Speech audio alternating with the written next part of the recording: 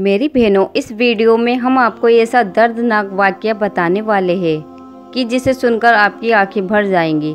मेरी बहनों, ये वाक़या एक नेक औरत का है। हज़रत जाफ़र बिन सादिक फरमाते हैं कि बनी इसराइल का एक आदमी सफ़र पर जाने लगा। अपने भाई से वादा लिया कि तुम मेरी बीवी की खिदमत और देखभाल करोगे। तो उसके भाई ने भी मान लिया और यकीन कराते हुए कहा, भाईजान आप बेफिक्र होकर सफ़र पर जाइए, आपको किसी तरह की शिकायत नहीं मिलेगी। मैं हर तरह से आपकी बीवी का ख्याल रखूंगा। खैर मेरी बहनों, वो शख्स इत्मीनान होकर सफ़र पर निकल गया और उसके भाई ने अपनी भाभी के साथ रहना शुरू कर दिया। लेकिन औरत की खूबसूरती ने उसका ध्यान इस तरह खींचा कि वो आदमी अपनी ही भाभी पर आशिक हो गया और अपने भाई से किए हुए वादे को तोड़कर उसकी बीवी को अपने इरादे बताते हुए जिना की दावत देने लगा। वो औरत पाक साफ दामन वाली औरत थी। उसने इनकार कर दिया, लेकिन जब वो बदबख्त देवर अपनी कोशिशों में नाकाम होने लगा तो धमकी देते हुए कहा कि अगर तुमने मेरी बात नहीं मानी तो मैं तुम्हें कत्ल कर दूंगा। औरत ने कहा, अल्लाह की कसम, मैं तुम्हारी सी जीना की दावत को कभी कबूल न करूंगी, चाहे तुम लाख कोशिश कर लो। खैर मेरी बहनों, उस पाक दामन औरत के इस अंदाज को देखकर वो शख्स खामोश हो गया। लेकिन जब उसका भाई सफर से वापस आया तो वो कहने लगा, मेरे भाई, जानते हो तुम्हारी बीबी ने तुम्हारे जाने के बाद क्या किया? सुनो, वे मुझे बदकारी जिनाकारी की दावत दिया करती थी। तौबा तौबा, वे तो बड़ी बदचलन है। उसने तुम्हारे जाने के बाद न जाने क्या किया। भाई की ये बातें सुनकर उसे बहुत गुस्सा आया। उसने कहा, जानते हो तुम क्या कह रहे हो? कहा, भाईजान अल्लाह की कसम, मैं बिल्कुल सच कह रहा हूँ। मैंने हकीकत तो बता दी है, तुम्हारी मर्जी है। भाई की ये बातें सुनकर उसके दिल में ये बातें चुभ गई कि वाकई मेरी बीवी ने खयानत की है। गम और गुस्से की वजह से उसने अपनी बीवी के साथ बातचीत करना बिल्कुल बंद कर दिया। आखिरकार एक रात मौका देखकर अपनी पाक दामन बीवी को तलवार से लगातार वार करके बहुत जख्मी कर दिया और जब उसको यकीन हो गया कि अब ये मर चुकी है तो वो वहाँ से भाग गया। अल्लाह की कुदरत देखे, इतना जख्मी होने के बावजूद वो नेक औरत अभी भी जिंदा थी। वो गिरती पड़ती अल्लाह की इबादत खाने के करीब पहुंची। उसकी दर्द भरी आहट सुनकर एक राहिब ने अपने गुलाम को बुलवाया। दोनों उसे उठाकर इबादत खाने में ले आए। नेक नियत राहिब बहुत ध्यान से उसका इलाज करता रहा, जिसकी वजह से वो औरत बहुत जल्द सेहतमंद हो गई। राहिब की बीवी फौत हो चुकी थी। उसका एक छोटा सा बच्चा था। राहिब ने औरत से कहा, अगर तुम ठीक हो गई हो और जाना चाहो तो खुशी से चली जाओ, और अगर यहाँ रहना चाहो तो तुम्हारी अपनी मर्जी है। औरत ने कहा, मैं यहीं रहकर आपकी खिदमत में जिंदगी गुजारना चाहती हूँ। राहिब ने अपना बच्चा उसके हवाले कर दिया। पाक दामन औरत बहुत मन लगाकर उसकी परवरिश करने लगी। राहिब का गुलाम औरत की खूबसूरती को देखकर लुभा गया और मौके की तलाश में रहने लगा। एक दिन उसने अपनी बुरी नीयत के बारे में बताते हुए पाक दामन औरत को बदकारी जिनाकारी की तरफ बुलाया और कहा, मेरी बात मान ले और मेरी ख्वाहिश पूरी कर दे, वरना मैं तुझे कत्ल कर दूंगा। अल्लाह से डरने वाली औरत ने कहा, मैं हरगिज तेरी बात नहीं मानूंगी। तुझे जो करना है मेरे साथ कर ले। तू मुझे कत्ल करना चाहता है तो कर दे, लेकिन मैं तेरी बात हरगिज नहीं मानूंगी। वो बदकार गुलाम अपनी नाकामी पर मातम करता हुआ दिल में दुश्मनी लिए वहाँ से चला गया।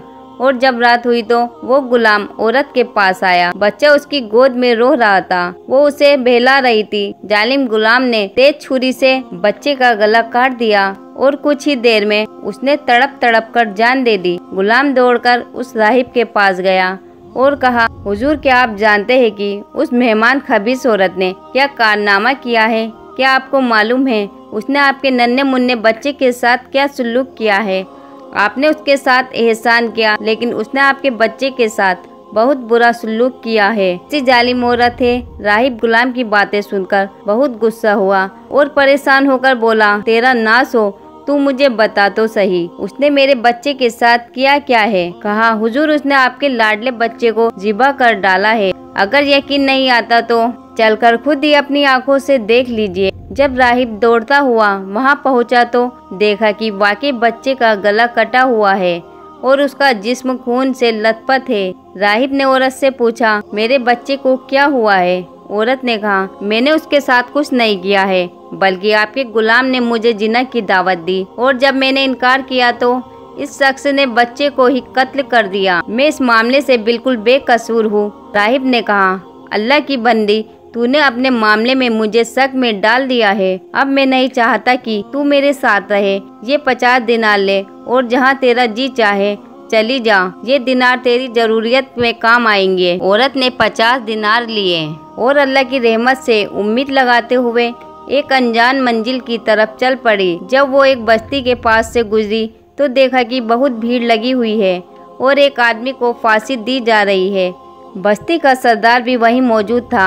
औरत सरदार के पास गई और कहा, क्या ऐसा हो सकता है कि तुम मुझसे 50 दिनार ले लो और इस आदमी को आज़ाद कर दो। सरदार ने कहा, लाओ, रकम मेरे हवाले कर दो। औरत ने 50 दिनार दिए तो सरदार ने कैदी को आज़ाद कर दिया। वो कैदी उस पाक दामन औरत के पास आया और कहा, मेरी जान बचाकर तूने जो एहसान किया है, आज तक किसी ने मुझ पर ऐसा एहसान नहीं किया। अब मैं अपनी आखिरी सांस तक तेरी खिदमत करता रहूंगा। चुनाचे वो शख्स उस औरत को लेकर समुंदर के किनारे पहुंचा। कश्ती चलने को ही थी कि दोनों कश्ती में सवार हो गए और यहाँ भी उस औरत की खूबसूरती को देखकर सारे मुसाफिर हैरान रह गए और वो औरत वाले हिस्से में जाकर बैठ गई। लोगों ने कैदी से कहा, यह हसीनो जमील औरत कौन है? उस बंदबख्त ने कहा, ये मेरी लोंडी है। कश्ती में मौजूद एक शख्स ने, जो उस औरत की खूबसूरती का दीवाना हो चुका था, उसने कहा, क्या तुम अपनी लोंडी मुझे बेचोगे? तो उसने कहा, मैं इसे बेचना नहीं चाहता क्योंकि ये मुझसे बहुत ज़्यादा मोहब्बत करती है। जब इसे मालूम होगा कि मैंने उसे बेच दिया है तो उसे मेरी तरफ से बहुत तकलीफ पहुँचेगी। मैंने उससे वादा लिया है कि मैं उसे कभी नहीं बेचूंगा। मुसाफिर ने कहा, तू मुझसे मुँह मांगी कीमत ले ले और खामोशी से यहाँ से चला जा। तुझे क्या जरूरत है कि तू उसे बताए?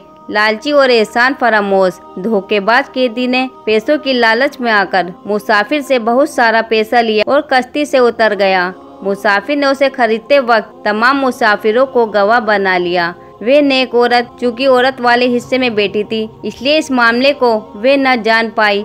जब मुसाफिर को यकीन हो गया कि इसका मालिक जा चुका है, अब वापस नहीं आ सकता, तो वो औरत के पास गया और कहा, आज से तुम मेरी मलकियत में हो, मैंने तुम्हें खरीद लिया है। औरत ने कहा, खुदा का डर रखो, तूने मुझे कैसे खरीद लिया जबकि मैं आजाद हूँ और आजाद को खरीदा नहीं जाता और मैं किसी की मलकियत में नहीं हूँ। मुसाफिर ने कहा, अब ना तो तुम अपने मालिक के पास जा सकती हो और ना ही वो पैसे वापस कर सकती हो जो तेरे मालिक ने मुझसे लिया है।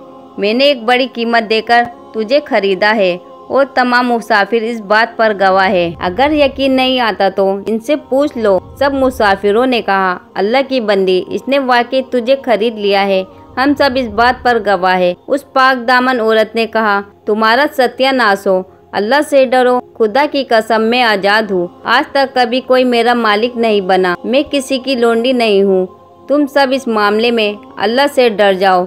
लोगों ने उस मुसाफिर से कहा कि ये औरत इस तरह नहीं मानने वाली, इसके साथ जो सुलूक करना है कर डालो, खुद ही मान जाएगी। ये सुनकर मुसाफिर उसकी तरफ बढ़ा। जब उस मजलूम को अपनी इज्जत का खतरा महसूस हुआ तो उसने कश्ती वालों के लिए अल्लाह से बदुआ कर दी और फौरन कश्ती उन सबको लेकर डूब गई। सब के सब गर्क हो गए और कश्ती के तख्ते पर औरत के सिवा कोई जिंदा न बचा। वो ईद का दिन था। बादशाह अपनी प्रजा के साथ समुंदर के किनारे आया हुआ था।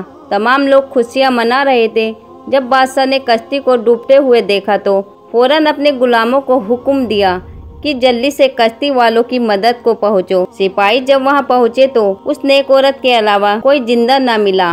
वो उसे लेकर बादशाह के पास आ गए। बादशाह ने उस औरत की कहानी पूछते हुए निकाह का पैगाम दिया, लेकिन उस औरत ने ये कहकर इनकार कर दिया कि मेरा किस्सा बड़ा ही अजीबो गरीब है, मेरे लिए निकाह करना जायज नहीं है। बादशाह ने जब ये सुना तो उसके लिए अलग से एक मकान बनवा दिया और वो उसमें रहने लगी। रात दिन गुजरते रहे, वक्त की गाड़ी तेजी से चलती रही। बादशाह को जब भी कोई अहम मामला पेश आता तो उस पाक दामन औरत से मशवरा करता। अल्लाह ने उसके मशवरे में ऐसी बरकत दी कि उन पर अमल करके बादशाह को हमेशा कामयाबी होती थी। अब बादशाह के नजदीक ये पाक दामन औरत बहुत मुअज्जम हो गई थी। उसे वो बहुत बाबरकत समझने लगा और जब बादशाह की मौत का वक्त करीब आया तो उसने तमाम वजीरों, मुशीरों, प्रजा को जमा करके कहा, लोगों तुमने मुझे कैसा पाया? सब ने एक साथ मिलकर जवाब दिया, अल्लाह की कसम, अल्लाह आपको अच्छी जजा अता फरमाए। आप हमारे लिए रहीम बाप की तरह है। बादशाह ने कहा, लोगों ध्यान से मेरी बात सुनो। तुमने महसूस किया होगा कि हमारी नेक सीरत मेहमान खातून की मशवरे की बदौलत हमारे मुल्क का निज़ाम बहुत बेहतर हो गया है। मैंने उसे अपने हर मामले में बाबरकत पाया। मैं तुम्हारे लिए एक बहुत अच्छा सुझाव देना चाहता हूँ। लोगों ने कहा, आली जनाब, आप हुक्म फरमाइए, आप क्या कहना चाहते हैं? तो उस बादशाह ने कहा, मैं चाहता हूँ कि मेरे बाद उस पाक दामन औरत को तुम लोगों की मलिका बना दूँ। उस रहीम बादशाह के हुक्म पर लब्बैक करते हुए सबने ये कहा, आली जनाब, जैसा आप चाहते हैं इंशाअल्लाह वैसा ही होगा। चुनाचे बादशाह ने उस पाक दामन औरत को पूरे मुल्क की हुकूमत अता कर दी और उसकी वफात हो गई। और इधर उस औरत ने मलिका बनते ही ये ऐलान कर दिया कि पूरे मुल्क के लोग बेत के लिए जमा हो जाए। हुक्म शाही मिलते ही मुल्क के चप्पे चप्पे से लोग नए बादशाह की बेत करने के लिए जमा हो गए। बेत का सिलसिला शुरू हो गया। जब उसका शोहर और देवर आए तो हुक्म दिया कि इन दोनों को अलग अलग खड़ा कर दो। फिर वो शख्स आया जिसे फांसी दी जा रही थी। मलिका ने हुक्म दिया, इसे भी दोनों के साथ खड़ा कर दो। फिर नेक सीरत राहिब और उसका बद गुलाम आया, उन्हें भी लोगों से अलग खड़ा कर दिया गया। तमाम लोग बेत कर चुके तो मलिका ने उन पांचों को अपने पास बुलाया और अपने शोहर से कहा, तुम मुझे पहचानते हो? लेकिन वो शोहर उस औरत को नहीं पहचान सका कि वो उसकी बीवी है। उसने कहा, अल्लाह की कसम, आप हमारी मलिका है। लेकिन औरत ने जवाब दिया, मैं तुम्हारी बीवी हूँ, बीवी थी और आज भी बीवी हूँ। तुम्हारे बदकिरदार भाई ने मेरे साथ क्या बुरा सलूक किया था। ये कहकर सारा वाकया उसे बताया और कहा, अल्लाह खूब जानता है कि तुमसे जुदा होने से लेकर आज तक मुझे किसी मर्द ने छुआ तक नहीं। आज भी मैं पाक दामन हूँ, महफूज हूँ। फिर उसने अपने देवर को बुलाकर फांसी का हुक्म दे दिया। फिर राहिब से कहा, अगर आपकी कोई हाजत हो तो बताइए। मैं वही औरत हूँ जो आपके पास जख्मी हालत में आई थी। आपके बेटे को इस जालिम गुलाम ने जिबा किया था। फिर गुलाम को बुलाकर उसे भी कत्ल करवा दिया गया। अब उस आदमी की बारी थी जिसे फांसी दी जा रही थी और जिसने इसको बेचा था। जब वो आया तो उसे भी कत्ल करा दिया गया।